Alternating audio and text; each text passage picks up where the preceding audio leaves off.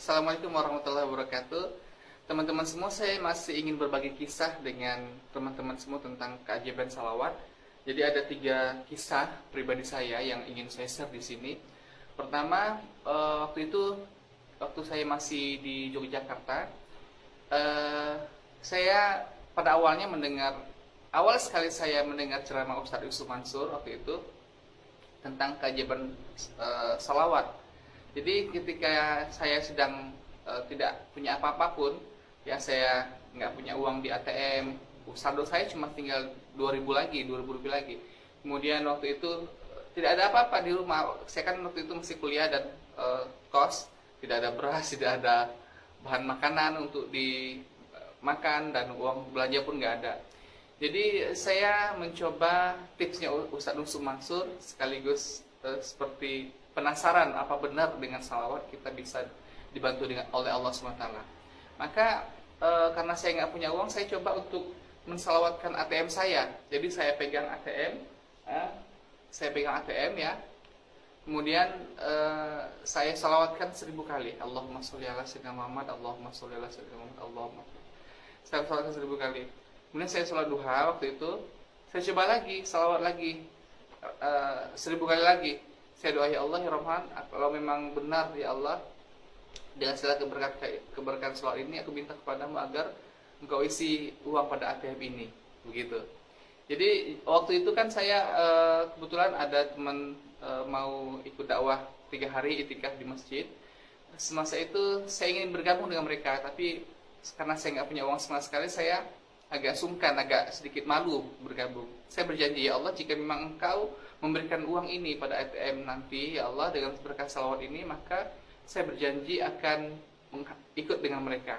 Tapi jika tidak pun, ya tidak mengapa. Yang penting saya sudah mencoba bagaimana untuk mengamalkan sesuatu. Apabila kita punya hajat, kita bersalawat kepada Nabi SAW. Dengan rasa penasaran, saya langsung menuju ATM. Saya naik motor, saya dangdingduk gitu, saya cek saldo, ya, nggak begitu lama sampai di ATM, saya cek saldo. Itu saya kaget banget, hadirin mulia. Kagetnya kenapa? Ya Allah, yang saldonya kemarin itu cuma 2.000 rupiah, itu 300.000. Alhamdulillah, saya dapat 300.000. Ini demi Allah ya, 300.000. Tentu saya masih penasaran, ini 300.000 apa masuk begitu saja, atau siapa yang kirim, atau gimana kan gitu. Jadi singkat cerita, saya ikuti dulu. Saya sesuai dengan janji saya ikut itikaf 3 hari bersama rekan-rekan saya di Yogyakarta waktu itu, rekan-rekan mahasiswa. Kemudian setelah itu hari Senin, saya datang ke bank dan berjumpa dengan customer service di bank. Saya bertanya kepada customer service-nya, ini uang 300.000 itu datang dari mana ya? Gitu. Kemudian pihak customer service bilang, kita cuma bisa mendeteksi bahwa uang ini memang ada masuk tertanggal sekian, Mas. Cuma kalau kita mendeteksi dari mana asalnya, kita nggak tahu. Cuma dari kota ini gitu. Cuma kalau asalnya dari mana, kita nggak tahu, katanya begitu. Itu jawaban yang saya dapatkan. Jadi sampai sekarang, karena dengan jawaban itu, saya nggak pernah tahu dari mana uang itu berasal. Yang jelas memang dari Allah SWT. Nah, itu kisah pertama. Kisah yang kedua lagi adalah zaman kuliah dulu kan, saya ini adalah mengalami banyak, ya namanya masa-masa berjuang ya. Jadi pernah suatu kali saya ini memang betul-betul apes, nggak punya uang sama sekali, nggak punya apa-apa. Jadi saya itu udah kelaparan. Pernah loh ngalamin kelaparan sampai 2 hari nggak makan gitu, pernah. Terus dengan saking nggak tahannya lapar, saya waktu itu berniat pergi ke satu masjid di tempat sahabat saya, di masjid Al-Ittihad waktu itu ya, di masjid Kaliurang. Biasanya di sana kan selalu ada makan, ada namanya Bang Hoiril di sana. Kebetulan pas saya datang ke sana itu, Bang Hoirilnya lagi nggak ada di tempat, karena katanya lagi ke Jakarta, ada pertemuan di sana waktu itu. Kemudian karena nggak ada orang pun di sana, saya juga sudah saking kelaparannya, saya hanya tawakal saja, berserah diri kepada Allah. Saya kemudian sambil memegang perut saya begini, kemudian saya bersalawat, Allahumma sholli ala sayyidina Muhammad, Allahumma sholli wa sallim wa barik ala sayyidina Muhammad. Saya bersalawat sekitar lebih kurang 1 jam lebih. Kalau di Yogyakarta kebetulan kalau maghrib itu sekitar jam setengah 6 atau jam setengah 6 lebih dikit ya. Jadi waktu itu jam sudah menunjukkan pukul 5 lebih, 5 lebih 10. Saya masih tetap bersalawat.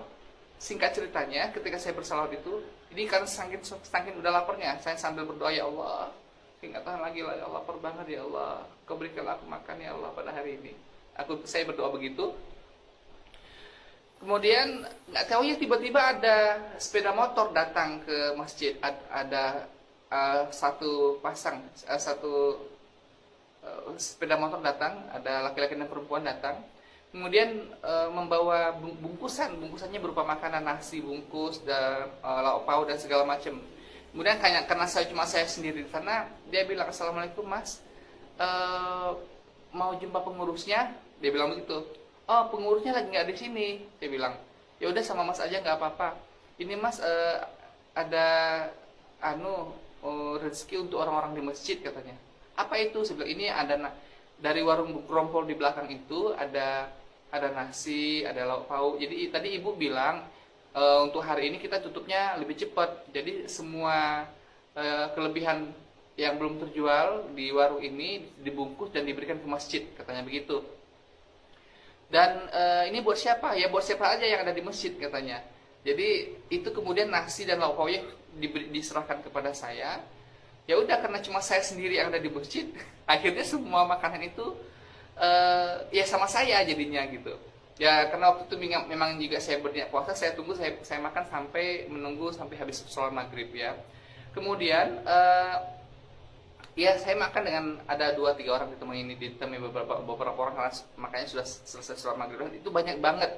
Hadirin mulia, kalau saya lihat itu ya, makanan itu ada ayam bakar, ada rendang, ada macam-macam, ada macam-macam masakan lah, ikan sambal, ada nasi, ada lauk pauk, sayur ini dan itu.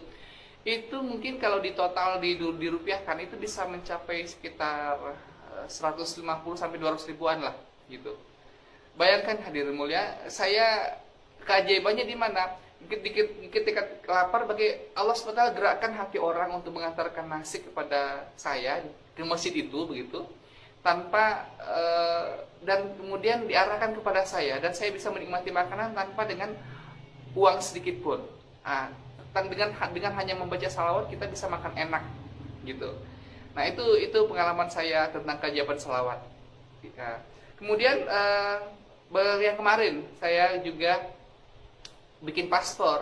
Jadi kalau di Batam itu kan bikin paspor kan dengan WA ya. Yang mana kalau kita kirim WA ini untuk daftar paspor, karena saking banyaknya orang yang mendaftarkan lewat WA, maka kadang-kadang dia sampai batas limitnya belum apa-apa langsung orang di-cut gitu. Jadi begitu orang ngirim daftar WA, kemudian nggak begitu lama akan ada balasan, biasanya maaf kuotanya sudah terpenuhi, silahkan mendaftar esok hari.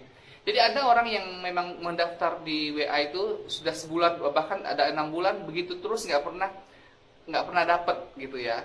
Jadi dengan mendengar cerita-cerita orang begitu, saya nggak yakin itu kan orang dengan amal, tidak ada amal begitu. Kalau saya menggunakannya dengan salawat, insya Allah saya yakin bahwa Allah pasti bantu saya. Jadi suatu ketika kemarin beberapa hari yang lalu saya mendaftarkan diri untuk membuat paspor lewat aplikasi WA. Jadi gitu ya. Jadi kemudian saya daftarkan, saya baca salawat. Hari pertama nggak lolos karena saya daftarnya jam 8. Silahkan mendaftar lagi esok hari jam 8.30, jam 7.30 begitu balasannya. Kemudian pas jam 8.25 tank agar saya mencoba daftar, tapi setengah jam sebelumnya saya sudah coba salawat. Allahumma sholli wa sallim wa barik ala sayyidina Muhammad. Allahumma sholli wa sallim wa barik ala sayyidina Muhammad. Saya coba salawat seperti itu. Kemudian saya pas jam 7.30 tank itu saya langsung klik, saya kirimkan sambil saya bersalawat lagi. Allahumma sholli wa sallim wa barik ala sayyidina Muhammad. Allahumma sholli. Kemudian setelah terkirim, saya masih tetap bersalawat sekitar 9 sampai 10 menit ya. Kemudian saya pasrah, kayaknya ini nggak ada jawaban nih, saya pikir gitu. Saya pasrah, ya udahlah kalau memang begitu nggak ada jawaban, saya kerjakan kerjaan yang lain deh gitu. Nah begitu saya tunggu ya sambil ngerjain yang lain, nggak taunya sekitar jam 9, jam 9-an ya dibalas itu WA saya. Saya alhamdulillah langsung dapat nomor antrian. Dipersilakan datang tanggal 16, kemudian dapat nomor antrian ke 106. Alhamdulillah itu senang banget. Senang banget. Nah, singkat cerita kemudian tanggal 16 saya datang ke sana. Saya ini juga masih dagdikduk. Kenapa? Karena saya ini pernah bikin paspor dulu tahun 2003 dan matinya tahun 2008. Dan biasanya kan data recordnya itu masih ada di sana. Jadi saya khawatir kalau misalnya data record saya masih ada di sana, saya akan di BAP, saya akan banyak pertanyaan begitu.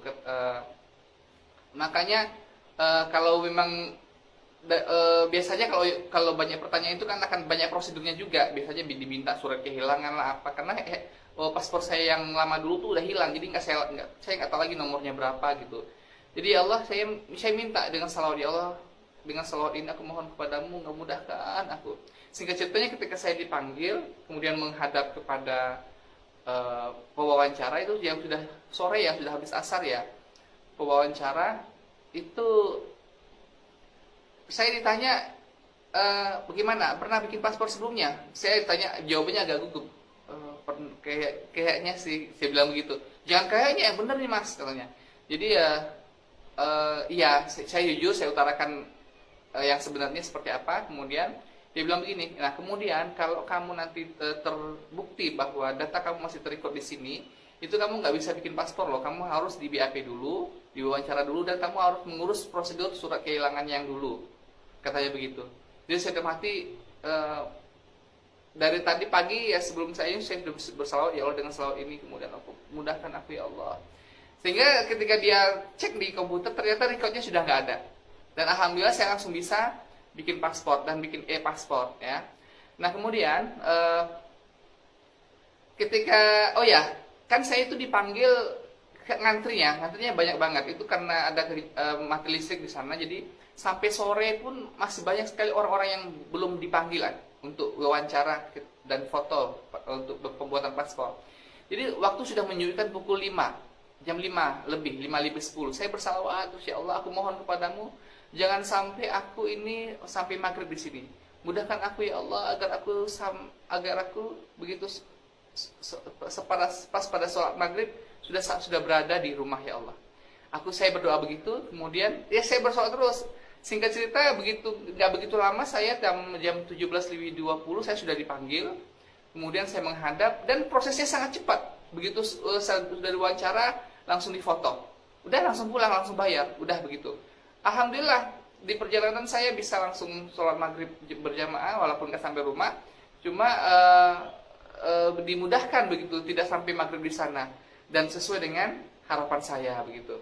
Jadi itulah beberapa kisah keajaiban salawat. Sebetulnya masih banyak lagi, dan tunggu video-video saya yang berikutnya tentang keajaiban amalan sholawat dan amalan tahajud serta amalan sedekah, sehingga semakin hari kita semakin termotivasi untuk yakin kepada Allah SWT. Dan doakan saya mudah-mudahan kita semua mendapatkan keberkahan dari Allah SWT. Sampai jumpa untuk video-video berikutnya. Silahkan subscribe, like, dan share ya, share sehingga video ini menjadi viral di mana-mana. Assalamualaikum warahmatullahi wabarakatuh.